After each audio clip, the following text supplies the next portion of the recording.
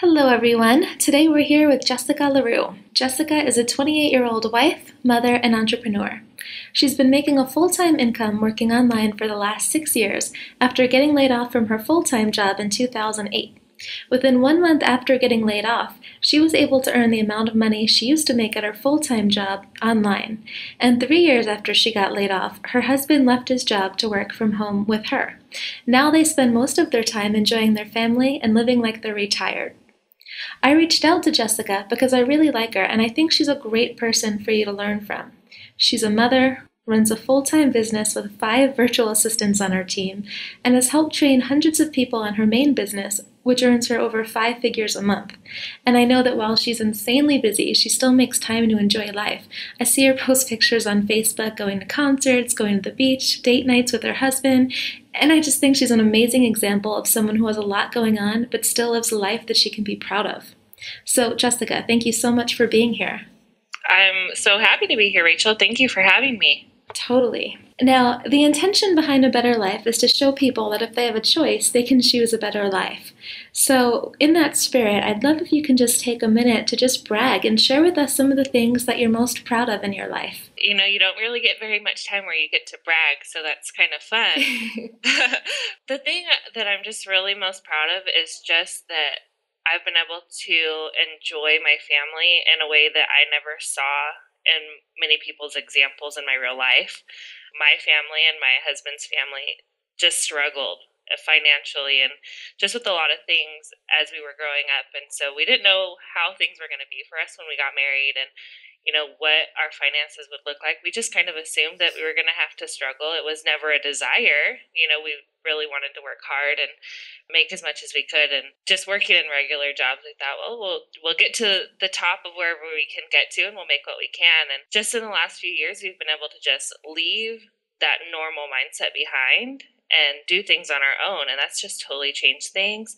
And so now it's like we just live our own style of life. When people look at us, they're like, I don't know what you guys do. I don't get it, but whatever. And so it's like, we just kind of get to go places that we didn't think we would be able to go to. And really, it's like all just about our family that we have here, my husband and my son, and getting to spend time together and not having to worry about the normal going to work every day and watching what you're spending and just kind of getting to live the dream life, I guess. That's amazing. And I didn't know that you kind of like beforehand you were kind of like, okay, well, let's just see, or like with the assumption of struggling. That's pretty cool that you were still able to get to where you are now. Yeah, my mom, she always told me, because she was a single mom, and she always told me, like, you can do whatever you want. It doesn't matter how much I struggle. If you set your mind to something, then you'll be able to do it. And so I kind of always had that mindset, like, okay, I can do whatever I want. And so I tried a lot of things to get to where I am now. And I just always had that in the back of my mind, like, it doesn't matter where I came from, but we can do better things. But you just always have that in your mind, like, are we going to actually make it? Because you don't know. If you've never seen somebody really do that, then you don't know what it takes to get there. Yeah, of course. I mean, it's so much easier to model, but to completely chart your own territory is a huge undertaking. Obviously, as we touched upon, you didn't just wake up with having this amazing life, and you worked really hard to get to where you are. I know you got laid off from jobs, you tried all these different things, and I'd love for our listeners, because I want them to see that this is all about like life can throw tough things your way and then you can still make the choice to get through them. And so I'd love if you can describe a time in your life where you felt like things weren't going the way you wanted and you just felt really trapped, and kind of what was going on then for you. Well, I think the biggest turning point for me was when I got laid off. I was at a job where I felt like it was super stable and I knew everybody that was in management above me. And I just thought, you know what? I knew times were getting tough in the economy and that we were making layoffs. But in my mind, I was like one of the last 5 people that would go. And so I knew that there was no way I was going to get laid off. And so it really, really hit me hard because I just didn't expect it. And at that point, it was like, okay, well, if I'm going to make a change in my life, then this is going to be the time. Because we had talked about wanting to have kids. But for me, it was like, if I'm going to have kids, I want to be able to stay home. And where we were at in life, it wasn't going to happen. We had a big house payment, and we had these jobs where we were working full time. And how was I ever going to leave that job and have a kid? And so it just wasn't in the plans. And so I kind of took that as, well, okay, God is telling me something different is going to be happening. So just take it and run with it. And so, after being super devastated for a little while, it took me about a week to recover. I just said, you know what, I'm just going to do my own thing. And it doesn't matter what things are supposed to look like. I'm just going to do it. And thought, okay, I'm going to take any skills that I've ever used before, and I'm just going to become an entrepreneur. I'm not going to put myself in that position again, because it doesn't matter how secure you feel that a job is. It's not. It doesn't matter. And so now I have that look on life, like things can change at any moment. So you just have to be in charge of it, and you have to take everything by the reins and just be in control of what you can. And so most people would say, oh my gosh, getting laid off is probably the worst thing. But to me, it was like the best thing, because I don't know that I would have ever taken that action step on my own to leave that job or to try really hard to become an entrepreneur. I knew I wanted to, and I was fiddling with things, but would I actually make that choice to go full time without being pushed out? Yeah, that's surprising that it took you only a week to get over being devastated. Well, like I said, we had a house payment, and it was like, well, what are you going to do? Unemployment isn't going to cover that. And it was like, I already had some things going on, and I had been selling online just kind of as a hobby. And I thought, you know what? I've seen other people take this full time, so why can't I? And so I just thought, well, then I'm just going to do it. And that's just all there's going to be to it. Wow. So your mind was never like, are we going to be able to afford the house payment? It was just kind of like, okay, this is how we're going to afford the house payment. Yep. I just knew that I didn't want to go back to working for somebody because of how much hurt that caused me. And even sometimes still, I go back to that pain. Like, I can't believe that happened. But I just think of, if it wouldn't have happened, I wouldn't be where I am today. And so, yeah, I was just like, I had other jobs like that I had worked at before, and I left every job under really good circumstances. It went through my mind to just like go back and be like, can I come back to this job, but maybe as a higher level now because I have more experience? And I thought about that, and then I just thought, no, that's not what I want. I don't want to work for somebody else. And so I just didn't do it. Well, good for you. Yeah, so obviously you made some choices to get to where you are now. And I'd love to hear more about some of the choices or the mindset that helped make your new decisions. And you touched on some of them. You were saying you decided like you didn't want to work for anybody else. You were going to have to be in charge of your own destiny. Was there anything else that you were kind of telling yourself to be able to get to where you are now? Well, at that point, I really started looking for people that could be examples, because you have to have something that you can model off of, like we had kind of touched on earlier. And because I didn't have that in real life, I started looking online, trying to find people who were entrepreneurs and had made online income work for them. And so I really started to try and surround myself with people who were going to bring me up and help me to get to where I wanted to be. And realized that the people that are around me weren't going to understand, because it was like all the time people were going to be like, well, have you gotten a new job yet? And to me, it was like, I did, but it was really hard to explain that and to tell people, like, I'm not looking for another job. I'm not actively looking for another job, because people just don't get that. It took even a while for me to be comfortable in that, like years, to be able to say, no, this is what I'm doing, and I'm not looking for something else. So the big mindset was like, it doesn't really matter what other people think, but to have people around you, either virtually, like online, or in real life, if you can find them, that are going to help you to get to where you want to be. Because otherwise your mind just kind of goes crazy and is like, you can't do this, you can't do this. And you just kind of have to find somebody who will help you out with that. Absolutely, that's crucial. And now I have two kind of questions from that. So I'll guess the first one I'll ask is, how was it for you? Like when people were like, are you going to get a job? Are you going to get a job? How did it, like, did it bring you down? Were you questioning things? What was the process with that? It never really made me question it myself, but because I'm so quiet in real life, I didn't want to have to explain myself, because that's what I always felt like I was doing. Like I was trying to explain to people why I would make the decisions that I did. And especially when my husband left his job, I mean, that was a big one where we had people that were like, I can't believe that you would leave that good of a job to go home. Like, you don't know. It's uncertain. And I always felt like I was just trying to explain myself to people. And so I would kind of just leave it and not even worry about it. And so in my mind, I guess I felt not confident enough to tell people, but confident enough to do it. Does that make sense? That totally makes sense. And so then when you were looking for people to surround yourself with, how did you do that? For me, it was really Facebook. And I've met so many great people on Facebook. You too.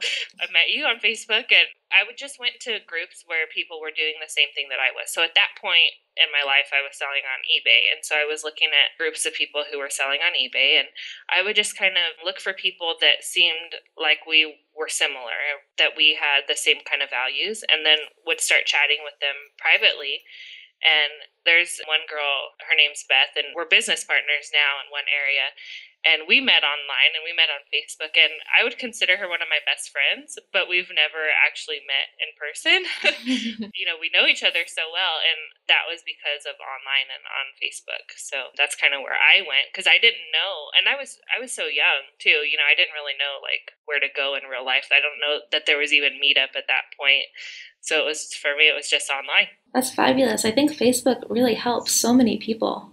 I think because we are so young, it's just natural. Virtual online friends can be just as real as real life friends, I guess. Totally. It's amazing. It sounds funny when I say that out loud, but... I totally get it. And so now that you are just doing so well, your husband quit his job, it's 3 years later, the people before you, like the people before when they were asking, are you looking for jobs, how are they with you now? I don't know that they really get what we do still. And I do still get I get a lot of like, well, are you still selling stuff online? Or are you still selling on eBay? Like, a lot of people don't realize the transition that we've made from selling on eBay to selling on Amazon, and then to having our own consulting business and things like that. And so it's still just kind of like, I don't really try to explain it. The people that are the most important know, and they get it, and they're really interested, so our really close friends in real life totally get what we do, and they seem to really support us. And my mom is like my biggest fan and my biggest supporter. And so I get to go to her with all of the like yays and things that went really well. But a lot of times people just still don't really know. It's so hard to explain, I think, because it's just a different mindset. But people don't give us a hard time anymore. They're not questioning it, because they see that we're doing okay, and we're doing better than okay. I mean, it feels weird to say that because you don't usually talk about it out loud, but we're doing well, and people see that. So whenever we're going to the beach in the middle of the week and, we're like, well, we're just going to go spend a week here, then it's like, okay, I guess you don't have to go to work like the rest of us. It's kind of turned into that, if that makes sense. That totally makes sense. And actually, if you don't mind, like, I'd love to hear how, because you do have so much stuff going on, and I know you have your team and your mom, how were you able to make the time to go to the beach? Well, I've really just tried to put as many systems in place as I could to make time. I never wanted to be working full time. To me, to work full time hours from home would be even harder than to leave and go work full time somewhere else, because we do have a son now, and he's almost 4, so he takes so much attention. What I do is I try and spend my time doing things that give me the greatest return. And so you mentioned that I have virtual assistants, and so I have people who look for products for me that I can sell. And so they'll be sourcing for me, and then I just kind of pull the trigger on what I'm going to buy to sell. I have a lot of stuff on the website that generates income as well. And so I just try and spend the time on things that are going to produce the most results. So I can't focus on things that are going to be sold one time now. Since you sell on Amazon, you kind of get that. I'm sure you want to spend time finding something that's going to generate income over a period of time instead of just once. And so that's kind of what we focus on a lot now is if we can get something and we can sell 1,000 of it, well, then that's going to make us whatever our profit is times 1,000. So, even something as small as we only make $8 profit on it. When we make 1,000 of those, then we make $8,000. And so I try and look at things in the broader perspective now, which takes a lot of time. It's not like you can come out right when you start a business doing that because, the first few years, it was like a lot of work and a lot of time. But just as things have changed over the years and we've gotten systems down and more in place, it's gotten to the point where we can do that. We can invest more money up front on items, and we don't have to spend so much time to do the things. The same things take less time because of the money. Yeah, that totally makes sense.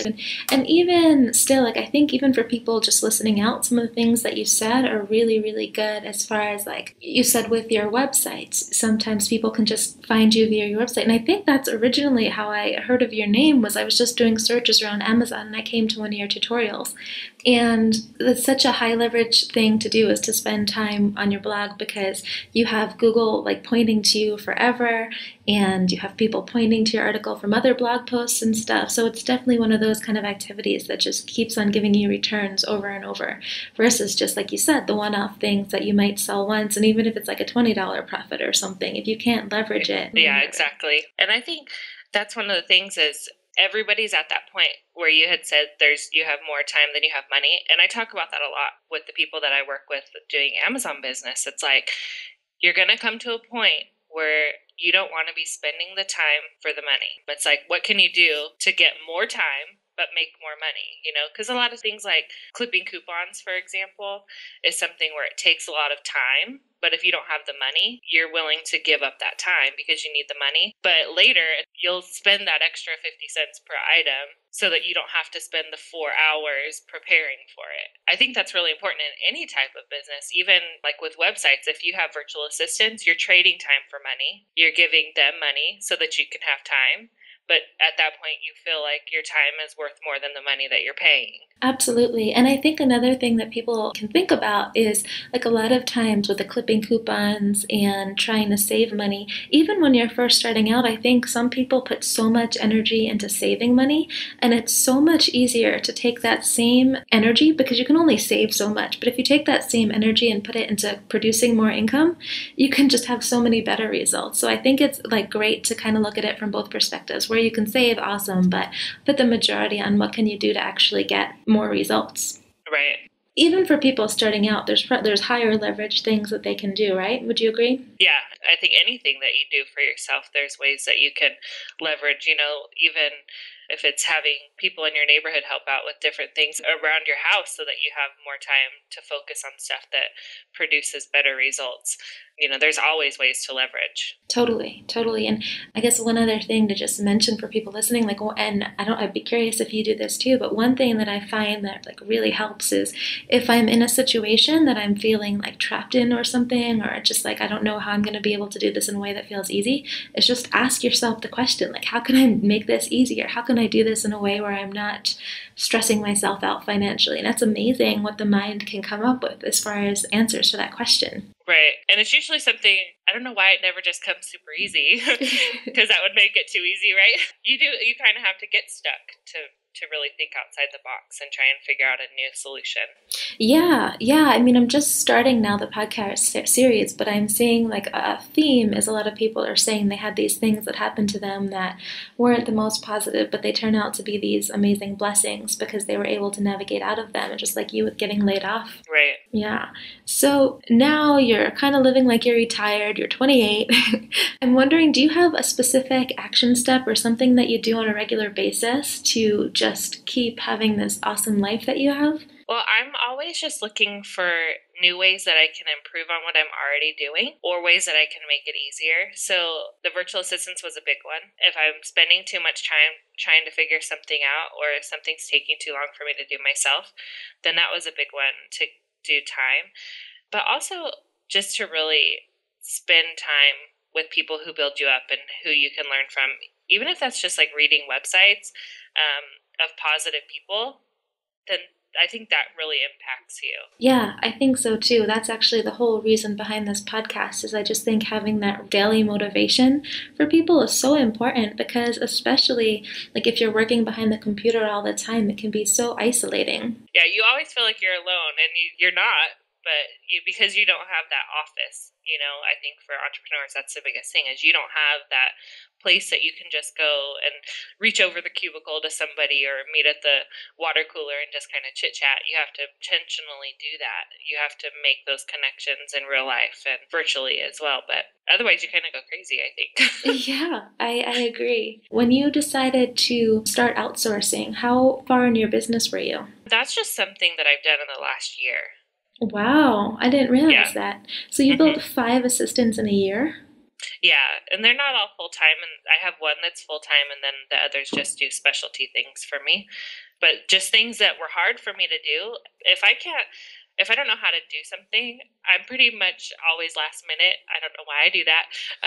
But I'll just like for my website, if I don't know how to do something, I'll just sit down and try and figure it out. Well, all of a sudden I realize that it's been like 12 hours and I either barely figured it out or I'm still just as confused as when I got started.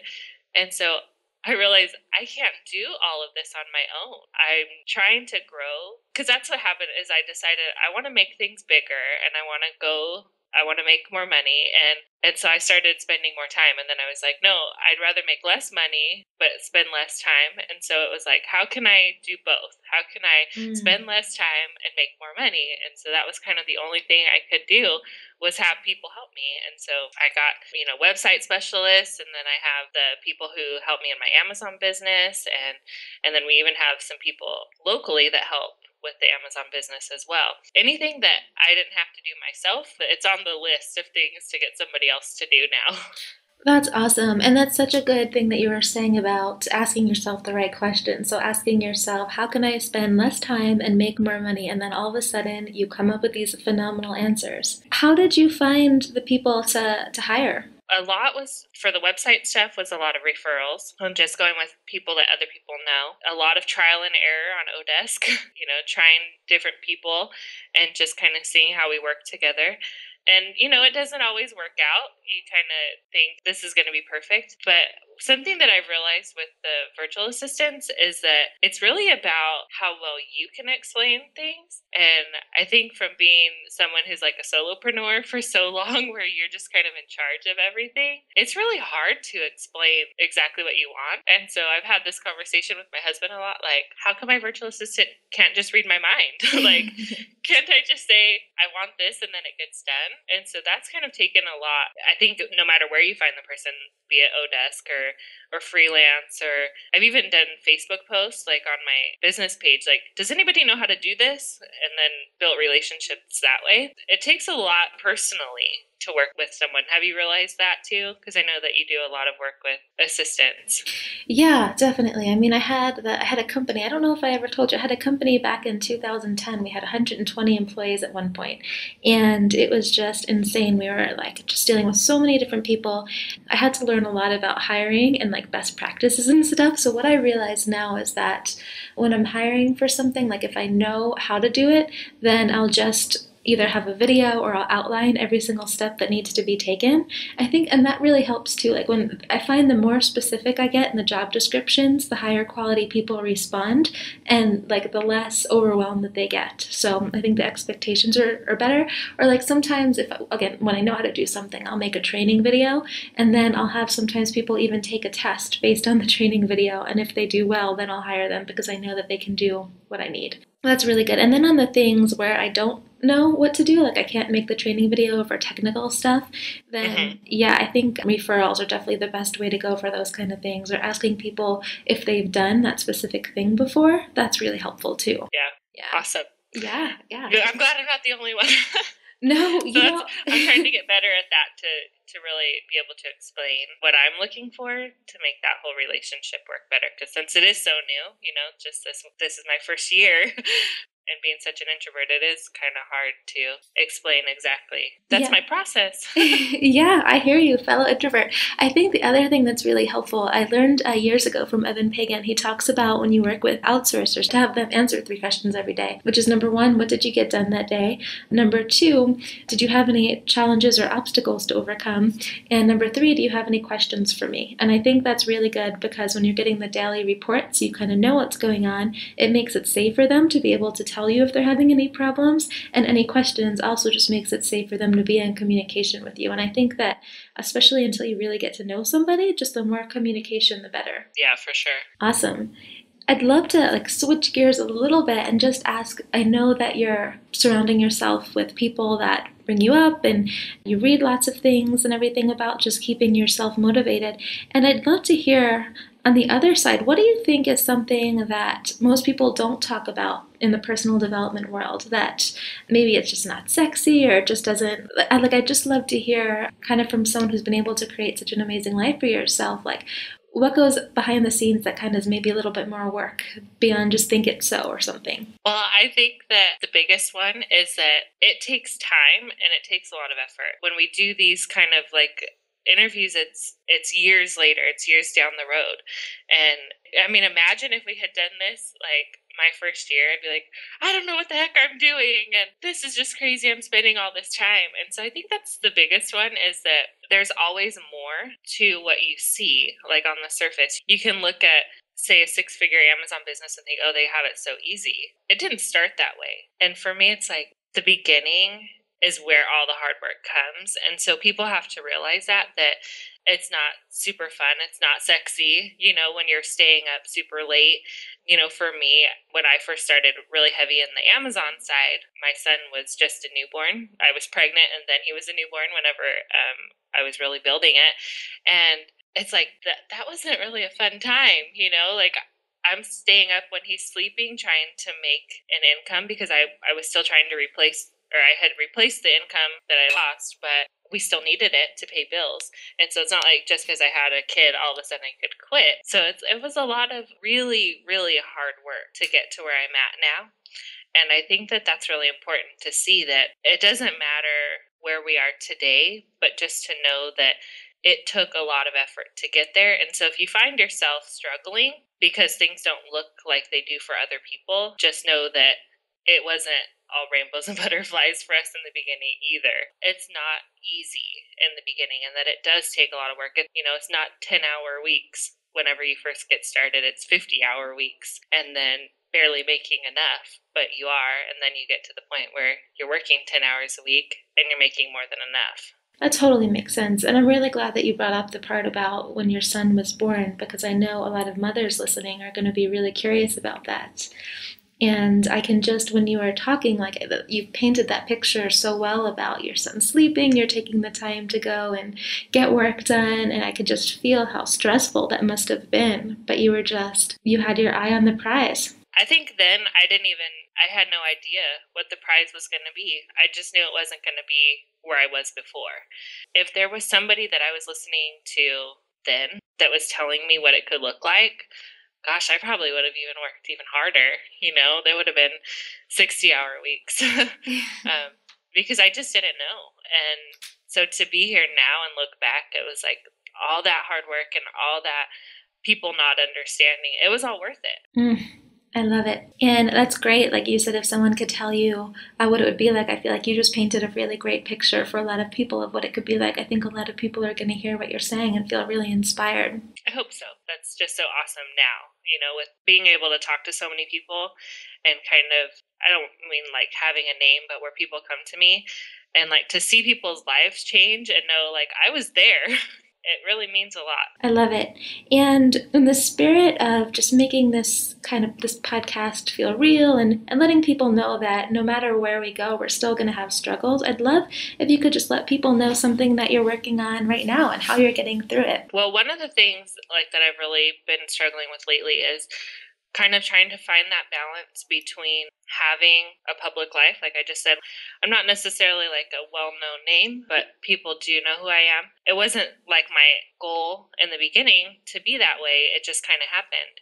And what I've been really struggling with now is trying to differentiate myself and to not get hurt. If you said that you looked at my Facebook page, and you may have noticed that I haven't posted anything in a couple weeks, and it was I just kind of had a period where I just got tired of dealing with the people who try to make you feel worse to make themselves feel better. And that happens so much on the internet, and whenever you're I keep saying public figure, but like that's not how I see it. I just can't think of another word for it. But like I've been dealing with a lot of people who are like trying to bring me down to their level, and so I'm kind of at the point where I'm like backing off a little bit to just really focus on myself and my family, so that whenever I come back full force, it's like those things aren't going to bother me. So I think that the more that you make yourself open and vulnerable, the more people take advantage of that.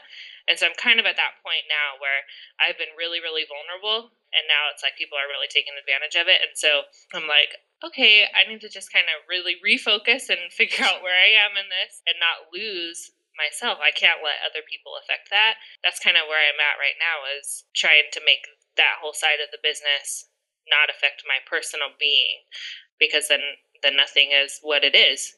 I can't change who I am, and so I just have to deal with it and be able to overcome that. And so that's kind of my struggle of right now, is just being a person and being a business person and having that all be one and not let other people affect that. Does that make sense? That makes a lot of sense. I totally understand what you're saying. I've had the same thing where posting on Facebook, I had one time I posted this picture. It was with my boyfriend and I were on a beach, and we had the beach to ourselves, and it was just amazing dinner, and there were like rose petals to the table, and I just wrote up this post about how happy I was and what a magical night it was. And someone responded, and he was just trying to be funny. I get it. Like it was funny. Do you know what I'm talking about? Did you see it? Yeah, I did. Yeah. I don't know what the comment was, but I remember the post. Yeah, so basically someone read my post, and then he made a video of it with cheesy music in the background. And he was just like, when I had a minute to like walk away from it and watch again, I found myself laughing. But at the time when I first saw it, I was just like, like, can't I just like be happy and talk about it, right. So I totally get what you're saying. And I think that you're taking some time to refocus and just replenish yourself and resource yourself so that you can come from a place of where you're just fully resourced, like I said, and just be able to handle it from that place instead of being in a reactive mode is really smart. I think that's just such a great strategy to not feel like you need to be reactive and just take that time to go through and figure out how you want to handle things. Right, because like I'm sure if I was you, I'd want to be like, delete that comment and screw you. But it's like, okay, hold on, step back just a second. Yeah, totally. And I think it comes back to what you were saying about surrounding yourself with awesome people, because what I did was I am in a mastermind group, and we have a Facebook group. And so I went on there and I just posted, I'm like, guys, this just happened, and blah, blah, blah. I just basically like needed them to be like, it's okay, Rachel, it's okay. And they did. And then I was able to just like get that support and then come back later and see the humor in it. But for sure, in that moment, it did not feel good. It felt humiliating. Right. I think that people are going to listen to this and feel so inspired. And if someone's listening to it now and they're feeling inspired but still scared to make a change in their own life, what advice would you give them? Well, I think especially if they're at the place where they feel inspired and they want to make changes, it's like just get over that fear in any way that you can, whether it's just reaching out to people who have been there or, talking with a close friend or a spouse, and just really set those goals into place. Because I think if you have the opportunity to make these changes before something forces you to, then you have the upper hand the whole time. If you're working a job right now and you hate it, but you see other opportunities and you know that you're really good at other things and you want to just run with those, it's like if you can just really press through now, then it's so much better. Like I think about the difference in me losing my job and then doing this to my husband getting to make the choice to leave his job and do this. It's just so much easier if you get to make the choice and you get to plan better and, things aren't thrown at you. And so if you have that opportunity to just make what you want happen and to put those things into place for yourself, then your outcome is just going to be so much faster and so much easier because you controlled everything that got you to that point instead of somebody else doing it and then you saying, okay, well, I'm going to be reactive and this is going to be what I do with that. Instead, you get to say, I don't want to be in that position, so I'm going to do this instead. Brilliant advice. And if there's anyone now who's listening and they're kind of struggling and they're feeling trapped by their circumstances, what would you say to them? I think if you feel trapped, then that's your cue that you need to find something different. I kind of felt that way before I lost my job. Like knew that things weren't quite as I thought that they were, but I wasn't willing to take that and run with it. But I think when people actually feel that place where they know that things aren't right and that they feel like, I can't do anything else and I'm just going to be stuck here forever, it's like that's the time where you really, really have to dig out of it and make it something for yourself. Because the only thing that can happen at that point is that you're going to be controlled by something else that takes place that you didn't want to happen. If you feel trapped in a job, it doesn't get better. It's not like you hate your job today and then in 3 months it's like you get a promotion and all of a sudden it's better. It's usually you hate your job today, and if you get lucky enough to get a promotion, it's even worse because now you have more responsibility and more pressure. And so I think that once you're at that point where you know things aren't right and things aren't where you want them to be, then it's the time to take the action then and do everything that you can to fix it. Wonderful. I know people are going to absolutely love this, and I would love, can you let people know where they can go to learn more about you and find out more about what you do? Well, I have my website. It's just jessicalarrew.com, my name. So, I talk a lot about Amazon on there, but that was my saving.